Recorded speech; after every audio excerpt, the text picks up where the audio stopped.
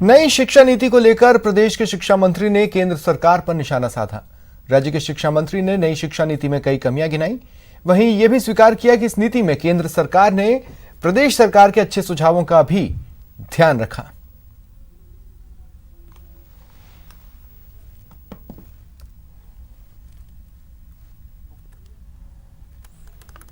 सबसे ऑब्जेक्शनेबल है वो एक तो हमारा ये है कि इंटरव्यू करना चाहते हैं। इंटरव्यू अशोक गहलोत जी ने अपने शासन में इसलिए समाप्त किया था कि इसमें भाई भतीजावाद होता है। जो केवल शहर में बच्चे पढ़ते हैं, अभिभावक जो अच्छे पढ़ा सकते हैं, वो लैंग्वेज में कमांड होता है और वो फिर इंटरव्यू में अपना छाप छोड़ते हैं और गरीब के बेटे को उसमें नुकसान उठाना पड़ता है। हमने अध्ययन करा के हमने भेजा था मानव संसाधन मंत्रालय को, भारत सरकार को, कि जो शिक्षकों की ड्यूटी है वो गैर शैक्षणिक कार्य के लिए चुनाव को छोड़ करके नहीं लगाए जाए। मैं आभार प्रकट करना चाहता हूं केंद्रीय मंत्री जी का और केंद्र की सरकार का कि राजस्थान के इस प्रपोजल को उन्होंने माना और मान करके उन्होंने शिक्षकों के लिए ये जो व्यवस्था की है, मैं समझता हूं और अच्छी बात। जो प्री प्राइमरी की कही है बात या और कोई बातें जो सुझाव दिए हैं या फैसला किया है, सुझाव नहीं है बल्कि अब तो फैसला किया है, लेकिन कहीं भी एक्स्ट्रा बजट देने की बात इस नीति में नहीं कही है कि हाँ ये चीज हम नहीं कर रहे हैं, इसके लिए राज्यों को हम इस तरीके से सपोर्ट करेंगे। तो जब तक आप फाइनेंशियली मदद नहीं करोगे, केवल कानून बनाने का, नीति बनाने का काम करोगे, तो हर राज्य की यह स्थिति नहीं है कि वो अच्छे तरीके से किसी भी नीति को लागू कर सके। बढ़ते आगे। जयपुर की नवज्योति पब्लिक स्कूल के होनहार छात्रों का आज सम्मान समारोह आयोजित किया गया। देवनगर बेनाड रोड स्थित स्कूल परिसर में आयोजित कार्यक्रम में 10वीं बोर्ड में श्रेष्ठ अंक हासिल करने वाले 15 विद्यार्थियों को स्कूल परिवार ने सम्मानित किया। इस बार 15 छात्रों ने 85% से ज्यादा अंक हासिल कर स्कूल का नाम रोशन किया, जबकि 90% अंक पाने वाले कमल सैनी, आरती सैनी, मनीष प्रजापत, सपना मीणा, प्रियांशी महावर, खुशबू कुमारी और दीपक सैनी को भी स्कूल परिवार ने खास तौर से सम्मानित किया। सम्मानित हुए छात्र खुशी के मारे फूले नहीं समा रहे थे।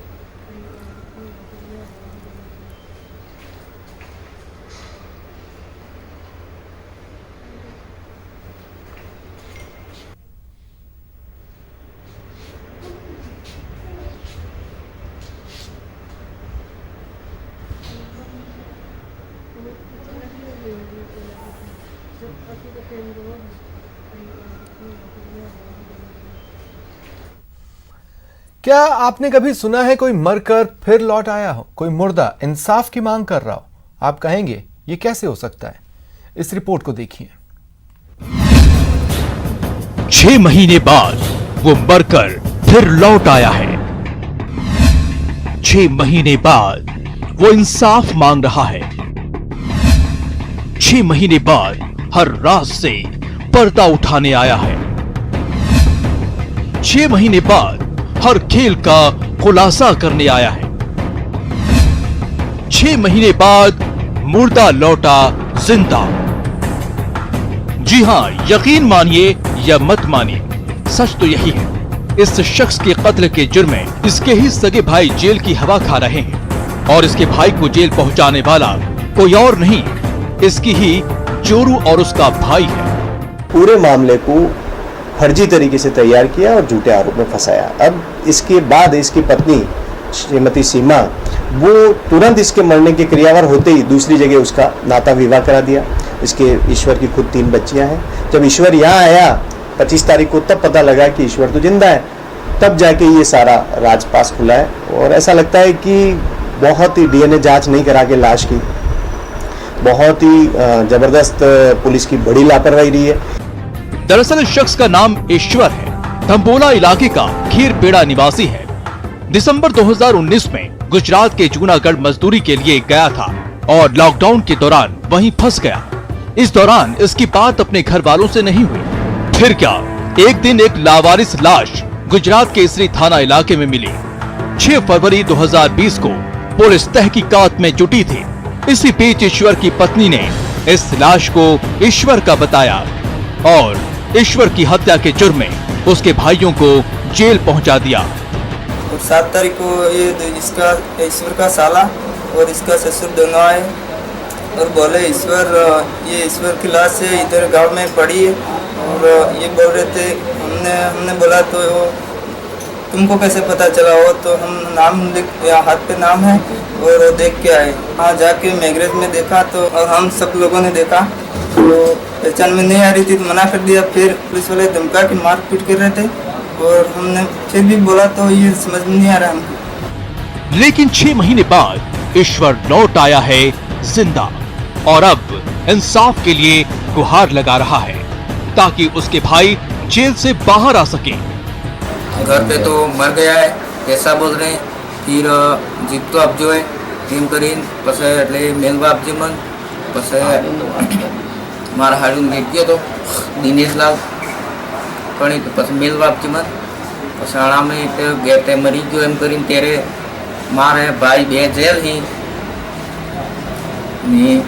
मैं जीत तो अब जो हूँ मारे आत्मा से नाम रखेलो तू कि कहे कि आई स्वयं करीन जबरदस्ती ये लाश पकड़ा के मेरे 2 भाइयों जेल गुजरात पुलिस ने किए हैं। अब सवाल है कि जब ईश्वर जिंदा है तो फिर वो कौन है जिसे ईश्वर के घर वालों ने दफना दिया है?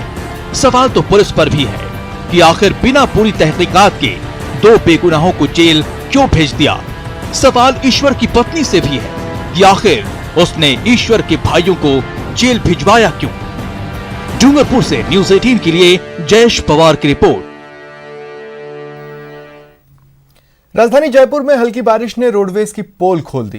दरअसल रोडवेज डिपो के रिकॉर्ड रूम की छत अचानक गिर गई। गनीमत रही इस दौरान रिकॉर्ड रूम में कोई नहीं था जिससे कोई हताहत नहीं हुआ। हालांकि डिपो के कर्मचारियों से जुड़ा सारा रिकॉर्ड मलबे के नीचे दब गया। हादसे के बाद कर्मचारियों का आरोप है कि शिकायत के बाद भी कोई एक्शन नहीं हो रहा था। राजधानी जयपुर में हुई हल्की सी बारिश के बाद आज राजस्थान रोडवेज के जयपुर डिपो का ये रिकॉर्ड रूम ढह गया, जिसके चलते मई 2020 तक का सारा रिकॉर्ड मलबे के नीचे दब गया। गनीमत रही कि जिस समय यह हादसा हुआ कोई कर्मचारी यहाँ मौजूद नहीं था। यहाँ तकरीबन 2 कर्मचारियों की ड्यूटी रहती है। वहीं इस समय राजस्थान रोडवेज में ऑडिट चल रही है। ऐसे में कर्मचारियों का आना जाना भी इस रिकॉर्ड रूम में लगातार यहाँ पर रहता है। लेकिन आज उन कर्मचारियों की छुट्टी पर थे वो कर्मचारी। यही वजह थी कि यह एक बड़ा हादसा यहाँ पर टल गया। किसी को जान मान की हानि नहीं हुई। लेकिन तस्वीरों के माध्यम से आप देख सकते हैं कि रिकॉर्ड रूम की स्थिति क्या है।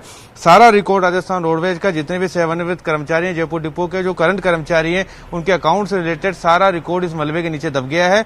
और अभी भी बारिश का दौर यहाँ पे जारी है। ऐसे में रोडवेज प्रबंधन की कोशिश है कि यहाँ पे त्रिपाल लगाया जाए और किसी तरह से इस रिकॉर्ड को भीगने से बचाया जाए। ये रिकॉर्ड रूम, ये जो अभी हादसा हुआ, ये कई दिनों से कम से कम 5-6 महीने से ये इसी टूटी व्यवस्था में चल रहा था। पहले यहाँ जयपुर डिपो का डाटा सेंटर था, वो कर्मचारी इसीलिए खाली करके चले गए थे कि भैया कभी भी हादसा हो सकता है। उसके बावजूद भी। ब्रेक के बाद स्वागत है आप सभी का। जोधपुर के फलौदी जेल की कुछ तस्वीरें सामने आई है। देखिए, कैदी जेल में शराब पार्टी कर रहे हैं। पहले भी जेलर और कैदियों की बातचीत का वीडियो वायरल हुआ था। इसके बाद ये तस्वीर एक बार फिर जेल की शासन व्यवस्था पर सवाल उठा रही है। ऐसे में देखना यह होगा कि क्या खबर चलने के बाद जेल प्रशासन हरकत में आता है या नहीं।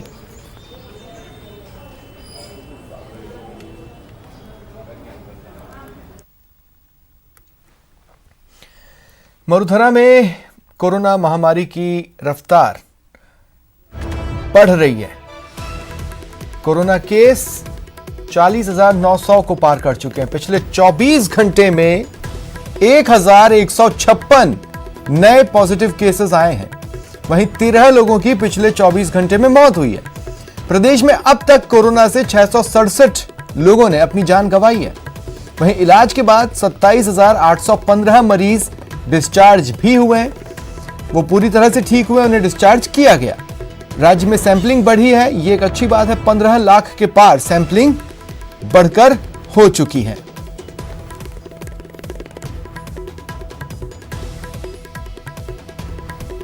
और अगर जिलेवार बात की जाए तो सबसे ज्यादा कोरोना का कहर जोधपुर में देखने को मिला है। इसके बाद जयपुर है, फिर अलवर, पाली और भरतपुर। इधर बीकानेर, अजमेर, कोटा, नागौर, बाड़मेर में भी काफी केसेस दर्ज हुए हैं। याद रखें, ये तमाम आंकड़े वो हैं जो पहला केस सामने आया था से लेकर आखिरी केस अब तक सामने आया है, वो संख्या है। इनमें से कई लोग बीमारी से उबरे, ठीक हुए, डिस्चार्ज हुए। कई लोग ऐसे भी हैं जिनकी रिपोर्ट नेगेटिव हुई है और पूरी तरह ठीक होने के बाद उन्हें डिस्चार्ज भी कर दिया जाएगा। लेकिन 667 ऐसे लोग रहे जो ठीक नहीं हो पाए, जिनकी मौत हो गई। इधर कोटा में भी स्थिति विस्फोटक है। एक ही दिन में 177 नए केस मिले। स्वास्थ्य विभाग के हाथ पैर फूल गए। अब तक कुल 1657 केसेस आ चुके हैं। होम आइसोलेशन में रखे गए लोगों की संख्या 303 है, जबकि क्वारंटीन सेंटर्स में अब तक 551 संदिग्ध भर्ती हैं। जिले में महामारी से अब तक 35 लोगों की मौत हो चुकी है। राहत की बात यह है कि इलाज के बाद 1290 मरीज ठीक भी हुए और घर लौटे।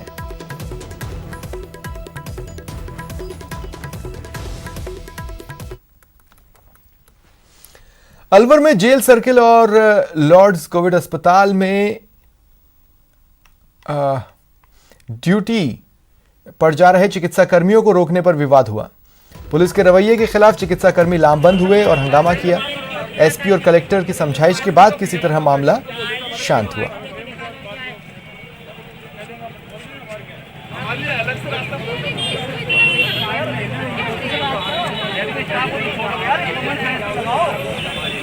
हमारे कैसे काम चलेगा? कॉमन सेंस तो लगाओ थोड़ा। रहने दो ये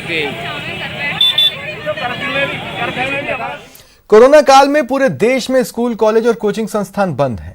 वहीं दूसरी ओर जोधपुर में एक निजी स्कूल बच्चों को पढ़ाते पकड़ा गया। शहर के मरुधर केसरी नगर स्थित एपेक्स सीनियर सेकेंडरी स्कूल में पुलिस ने छापा मारा और संचालक के खिलाफ मामला दर्ज किया। दरअसल पुलिस को सूचना मिली थी एपेक्स सीनियर सेकेंडरी स्कूल बच्चों की जान जोखिम में डालकर पढ़ाई करवा रहा है। सूचना के बाद स्कूल पहुंची पुलिस को 12वीं के 50 बच्चे स्कूल में पढ़ते मिले। इसके बाद पुलिस ने स्कूल संचालक के खिलाफ महामारी अधिनियम 2020 और आईपीसी की धारा 188 के तहत मामला दर्ज कर कार्रवाई शुरू कर दी। स्कूल संचालक को चेतावनी दी गई है कि वो बिना सरकार की अनुमति के स्कूल का संचालन न करे। स्कूल में क्लासेस संचालित हो रही है, तो राज्य सरकार द्वारा इस संबंध में स्पष्ट होना किया है कि फिलहाल किसी भी प्रकार की शैक्षणिक गतिविधि के संचालन पर पाबंदी रहेगी। के बावजूद भी मौके पर पहुंचने पर थाना स्टाफ ने देखा कि स्कूल में क्लासेस संचालित हो रही थी और काफ़ी संख्या में वहाँ बच्चे भी एकत्र थे, जिनसे बच्चों के मध्य रोग का संक्रमण फैलने के पूरे आसार थे।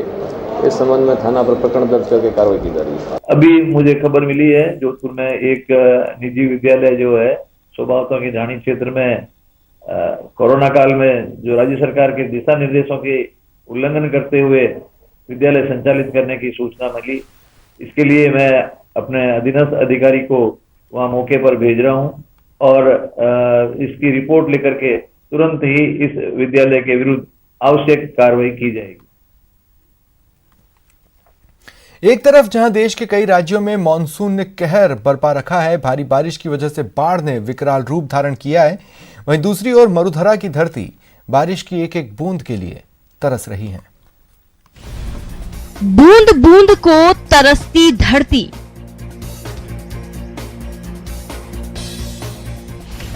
दरार का दर्द झेल रही जमीन, नदी नाले बांध सब सूखे,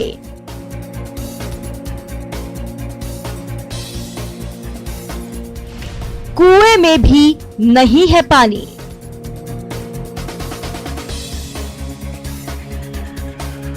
बंजर से दिख रही पड़ती पड़ी सूखी जमीन, खेतों में पड़ी दरारें, सूख चुके नाले और बारिश की बाट जोहते बांध। जी हां, ये तस्वीरें हैं दौसा की, जहां बारिश कम होने से पेयजल का संकट होने के साथ फसलों की सिंचाई की समस्या खड़ी हो गई है। मॉनसून के दौरान पानी से लबालब भरे रहने वाले कुएं, बांधों से निकल नाले भरे रहते थे, इस बार सूखे पड़े हैं। क्योंकि बारिश की बेरुखी ने इलाके को बूंद बूंद के लिए तरसा दिया है। मानसून का स्तर कमजोर होने की वजह से अब की बार दौसा जिले के सबसे बड़े बांध माधव सागर बांध में बिल्कुल भी पानी नहीं आया है। इसकी वजह से हमारे जो गांव है घूमना, उसमें पानी की बहुत ज़्यादा समस्या हो गई है। हमारे यहाँ पर न तो खेती हो रही है और न पीने को पानी की व्यवस्था हो रही है, और आसपास के सभी पब्लिक है जो पूरे पूर्णतः दुखी है। जानवरों को तक पानी नहीं है। बारिश कम होने से जिले का सबसे बड़ा माधव सागर बांध पानी की कमी झेल रहा है। इलाके में बारिश का औसत 637 mm है, लेकिन इस बार मात्र 129 mm बारिश हुई है। इलाके के किसी भी बांध में पानी नहीं है। जल संसाधन विभाग भी कम बारिश होने की वजह से पैदा हुए संकट की बात को स्वीकार कर रहा है। इस बार बरसात नहीं होने के कारण किसी बांध में भी पानी नहीं आया है। एक मोरल बांध में जो 6.5 फुट पानी भरा हुआ है, पिछले साल का भरा हुआ है, और जो बरसात जो भी हुई है वह स्कैटर्ड हुई है, एक साथ बारिश नहीं हुई है। 1 किलोमीटर बरसात हो रही है, कहीं नहीं हो रही है। जो पानी का फ्लो नहीं होने के कारण किसी टैंक में पानी नहीं आया। मॉनसून ने इस बार मरुधरा की धरती को निराश किया है। बूंद बूंद के लिए तरसती दौसा की धरती बारिश की उम्मीद छोड़ चुकी है, और आम लोगों के साथ साथ किसान भी पानी की समस्या से निपटने को लेकर परेशान हैं। न्यूज़ 18 के लिए दौसा से आशीष शर्मा की रिपोर्ट। और चलिए अब आपको प्रदेश में हो रही बारिश की 6 तस्वीरें दिखाते हैं। तस्वीरें सीकर, दौसा, श्रीगंगानगर, प्रतापगढ़, अजमेर और उदयपुर की, जहां जमकर बदरा बरसे, लोगों को गर्मी से राहत मिली।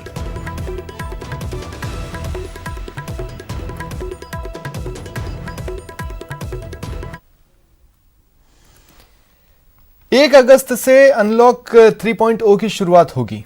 नाइट कर्फ्यू इस दौरान हट जाएगा। साथ ही देश भर में जिम भी खुलने वाले हैं। जिम करने के शौकीन लोगों में खुशी की लहर सी दौड़ गई है।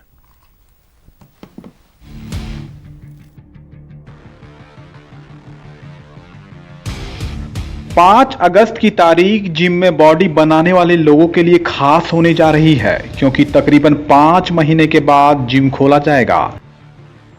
अनलॉक 3 में सरकार की गाइडलाइन में इसे खोलने की छूट दे दी है। आप तस्वीरों में देखिए किस तरह दिल्ली, बेंगलुरु, जम्मू, नागपुर, फरीदाबाद में महीनों से बंद पड़ी जिम को खोलने के लिए साफ सफाई और तैयारी हो रही है। जिम के मालिकों ने सरकार के फैसले का स्वागत किया है। बहुत टाइम हो गया, ऑलमोस्ट 5 मंथ्स हो गए हैं, खुल रहा है सब कुछ, बहुत अच्छी बात है। इसमें भी हमें बहुत सारे प्रोटोकॉल्स को फॉलो करने होंगे, SOPs आएगी। अभी तो फिलहाल गाइडलाइंस नहीं आई है गवर्नमेंट की, बट यस आएगी तो उसको सब फॉलो किया जाएगा। हम वेलकम करते हैं इस डिसीजन को, गवर्नमेंट को। मैं बड़ा शुक्रगुजार करता हूँ कि सेंट्रल गवर्नमेंट ने जिम खोल दिए हैं। पिछले 5 महीने से जिम बंद थे, हम घर में बैठे हुए थे। हमें जिम करने का बड़ा एक नशा है कि हम जिम के बगैर रह नहीं सकते हैं हम। हालांकि अभी कोरोना का खतरा कम होने की बजाय बढ़ता ही जा रहा है, लिहाजा इसे लेकर जिम में सतर्कता बरती जा रही है। सैनिटाइजेशन, सोशल डिस्टेंसिंग से लेकर मास्क पहनने तक का इंतजाम किया जा रहा है, ताकि जानलेवा वायरस से बचा जा सके। जिम खुलने से लोगों अंदर एक उत्साह है, ताकि वो मोटिवेशन हो चुके उनके अंदर। जो कोरोना जैसी जो महामारी है, ये इसके अंदर कहीं ना कहीं स्टेमिना का बहुत बड़ा रोल है, और हमारे अंदर एक उत्साह है, और इस उत्साह को लेकर के हम अपनी सावधानी का भी ध्यान रखेंगे। लोगों को आकर्षक बॉडी के साथ साथ अच्छे स्वास्थ्य की फिक्र रहती है, लिहाजा समय के साथ जिम करने का शौक लगातार बढ़ा है। खासकर युवाओं में इसे लेकर काफ़ी क्रेज है। काफ़ी दिनों के बाद जिम के खुलने का लोग बेसब्री से इंतजार कर रहे हैं। Bureau report, news 18 network.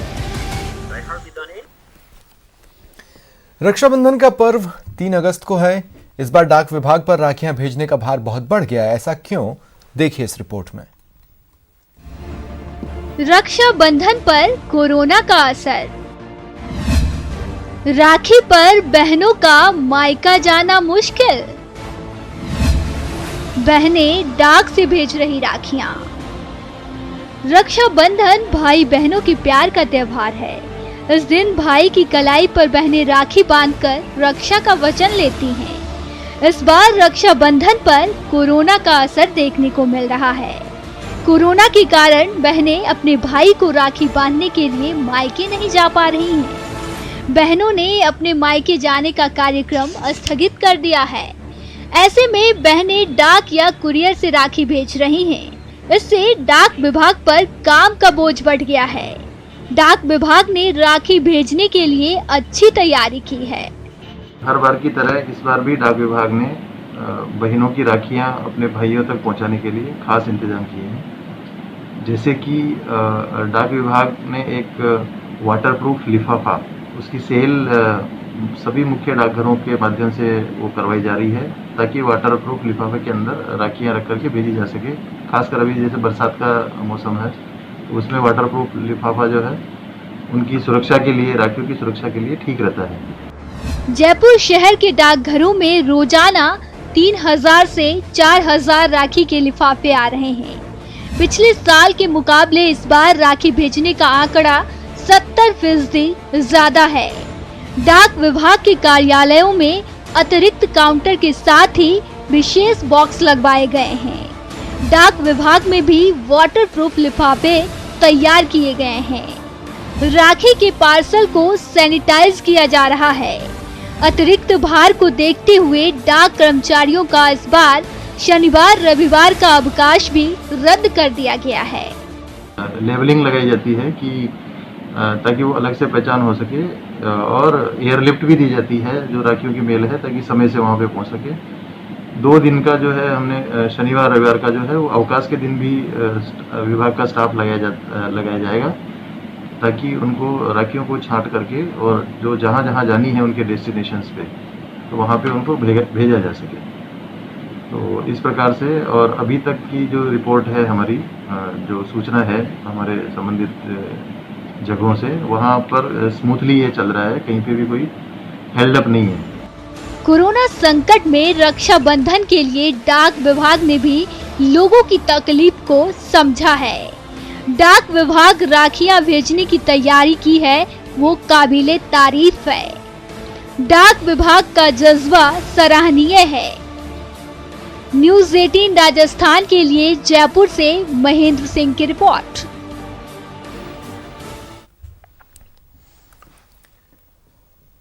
रुकते हैं ब्रेक के लिए।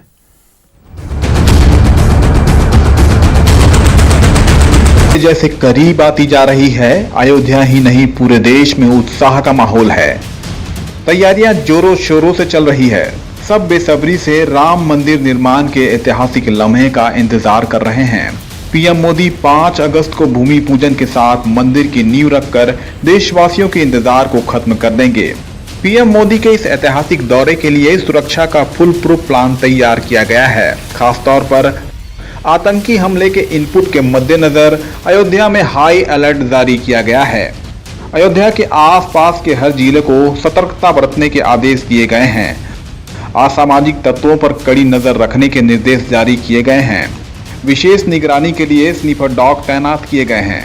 राम जन्मभूमि परिसर में पीएम मोदी के हर रास्ते में कड़ी सुरक्षा व्यवस्था है। सुरक्षा का दायरा बढ़ाकर 7 जोन में कर दिया गया है। यही नहीं, पीएम मोदी के अयोध्या आगमन के लिए 2 अस्पतालों को सेफ हाउस में तब्दील किया जाएगा। इनमें सरकारी श्री राम अस्पताल और फैजाबाद जिला अस्पताल सेफ हाउस होंगे। दोनों अस्पतालों में स्पेशल डॉक्टरों की टीम होगी। इसमें orthopaedic surgeon, radiologist, general surgeon और एनेस्थेसिस्ट शामिल होंगे। अस्पताल में लाइफ सपोर्ट सिस्टम और लग्जरी एम्बुलेंस भी होंगे। सुरक्षा के हाई अलर्ट के बीच भूमि पूजन की इस भव्य कार्यक्रम के लिए अयोध्या की तस्वीर बदली जा रही है। घाटों की साफ सफाई से लेकर शहर की दीवारों पर रंग रोगन किया जा रहा है। पीएम नरेंद्र मोदी जिस रोड से जाएंगे, वहां के भवनों पर पेंटिंग और राम कथा के प्रसंगों का चित्रण किया जा रहा है। मंदिरों में भजन कीर्तन का दौर जारी है। प्रशासन भूमि पूजन समारोह के लिए कोई कसर नहीं छोड़ना चाहता है। इसके मद्देनजर रोज बैठकों का दौर जारी है। Bureau report, news 18 network. Mumbai के फुटपाथ पर रहने वाली एक लड़की ने एसएससी का एग्जाम पास कर लोगों का दिल जीत लिया।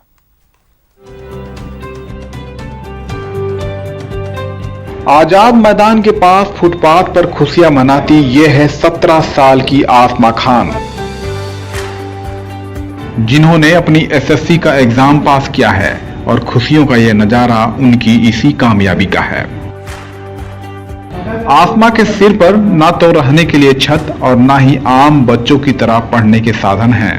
पापा फुटपाथ पर नींबू का शरबत बेचते हैं, मक्का बेचकर अपना परिवार पालते हैं। लेकिन अपनी लगन से इस फाइटर गर्ल ने बोर्ड की पहली बाधा 40% अंक हासिल करके पार कर ली, और वो भी सड़क किनारे लगी स्ट्रीट लैंप के नीचे पढ़ाई करके। सर मेरे को तो मेरे पापा ने बहुत सपोर्ट किया, इसके लिए मैं इतना कर पाई, नहीं तो नहीं कर पाती थी। मेरे फैमिली वाले लोग ने भी मेरे को ऐसा मतलब प्रॉब्लम मैंने इतना ज़्यादा देखी, पर फिर भी मेरे को ऐसा लगा कि मैं कुछ कर सकती हूँ। मेरे अब्बा ने मेरे को इतना अप्रिशिएट किया। आसमा को एग्जाम में उनकी उम्मीद से कम मार्क्स ही मिले, लेकिन वो इससे संतुष्ट है और अब आगे की पढ़ाई आर्ट से करना चाहती है। मैं रात में पढ़ती थी, ट्रैफिक की वजह से पढ़ने नहीं होता था।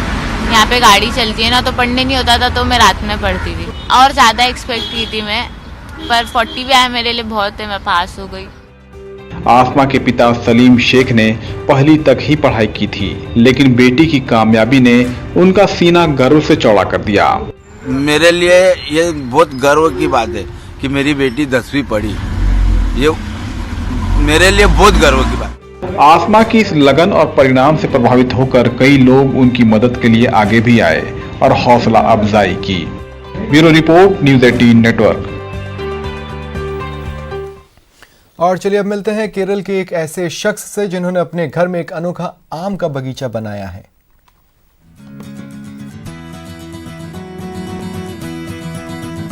घर की छत और बालकनी में अक्सर आपने किचन गार्डन या फिर सुंदरता के लिए घर को गमलों से सजा हुआ तो देखा होगा, लेकिन क्या कभी आपने घर की छत पर आम का बगीचा देखा है? अगर नहीं तो चलिए चलते हैं केरल के कोच्चि, जहां एक शख्स ने अपने घर की छत को आम का बागीचा बना दिया। ये है कोच्चि के रहने वाले जोसेफ फ्रांसिस। काम एसी टेक्नीशियन का करते हैं, लेकिन खेती इनकी पहली मोहब्बत है और ये भी उन्हें दादा परदादा से विरासत में मिली है। किसान परिवार में जन्मे जोसेफ ने हालांकि छत पर गार्डनिंग की शुरुआत गुलाब और मशरूम से की, लेकिन जिसने उन्हें पहचान दिलाई वो है फलों का राजा आम। हालांकि छत पर आम के पेड़ लगाना कुछ मुश्किल था, लेकिन उनका मानना था कि जब आम बैग में उग सकते हैं तो छत पर क्यों नहीं। फिर क्या था, उन्होंने बैग की जगह पीवीसी ड्रम्स में आम के पेड़ लगाए। उनकी ये मेहनत रंग लाई और आज उनकी छत पर 40 से ज्यादा वैरायटी के आम होते हैं, जिनमें अल्फांसो, नीलम, मालगोवो की किस्में खास हैं। इनमें से कुछ आम के पेड़ साल में 2 बार फल देते हैं। फ्रांसिस ने ग्राफ्टिंग से एक नई वैरायटी भी बनाई है, जिसका नाम उन्होंने पत्नी के नाम पर पेट्रिसिया रखा है, जिसे वो सारे आमों में सबसे मीठा बताते हैं। आम के इस अनोखे बगीचे से पहचान पाने वाले जोसेफ गार्डन में कटहल, पपीता, करेला, भिंडी, टमाटर आदि भी उगाते हैं, जिसे देखने हर रविवार को कम से कम 20 लोग उनके घर आते हैं। Bureau report, news 18 network. और अब दें इजाजत, नमस्कार।